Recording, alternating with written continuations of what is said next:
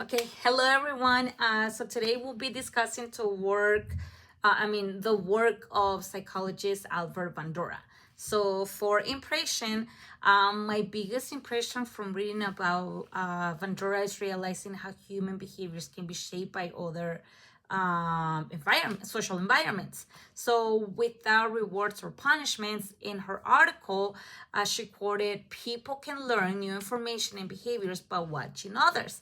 So, Vandura's famous uh, Bobo doll experiment demonstrated this perfectly. So, in her studies, children who observe an adult behaving aggressively towards an inflatable Bobo doll were more likely to copy the same aggressive behavior themselves when they got to play with the Bobo doll. So, in these studies, it proved that simply witnessing actions can be enough to influence behavior.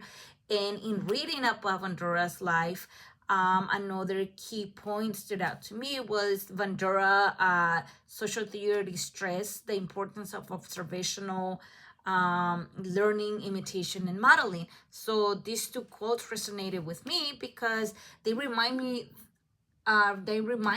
that children and people who in general are not just motivated on positive or negative reinforcements. Instead, children are active observers who are constantly observing the behavior, attitude, the emotional reactions of everyone around them. So, for connection, Bandura's concepts are visible in a daily classroom. So, my students, for example, are like sponges, okay? So, they observe everything that is going on around the classroom, and as a result, teachers and peers modeling are extremely important in this case. So, for example, when one of my students would get frustrated with a difficult academic task, they tend to have emotional outbursts, and these things are common. So I model self regulations. So instead of watching their energy, I would just stop and I will pause what I'm doing. I try to remind myself to give me a second as I take a stop. you know I will remind myself to remain calm, approach the student, and speak to them quickly, and quietly, not like, where everybody can hear it, because this can actually have a bad approach to the student.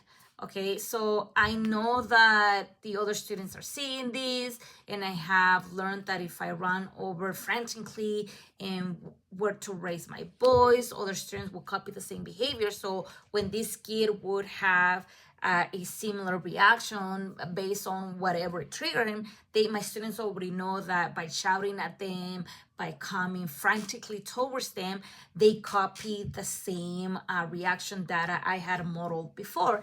And by remaining calm, these other students will stay calm as well.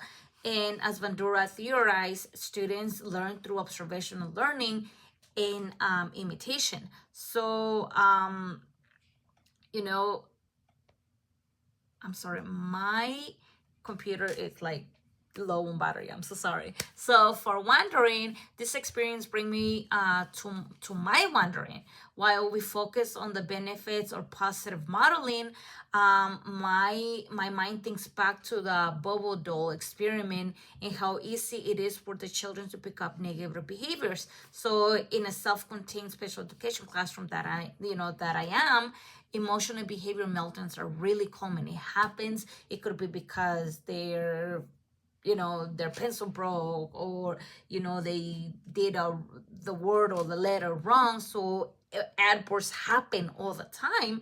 So even though these outbursts are common and it happened really, really, like every single day, of the day, even though I stay calm, I wonder about the impact that of the negative modeling for the other students in the room. So I am curious about strategies to counteract the negative modeling, so my students are not learning those bad behaviors, that they're picking up from either somebody else outside the classroom or myself, where that I had to make a mistake. So when an outburst happen, which they will, can I stop the other students from observing? If so, how would I do that?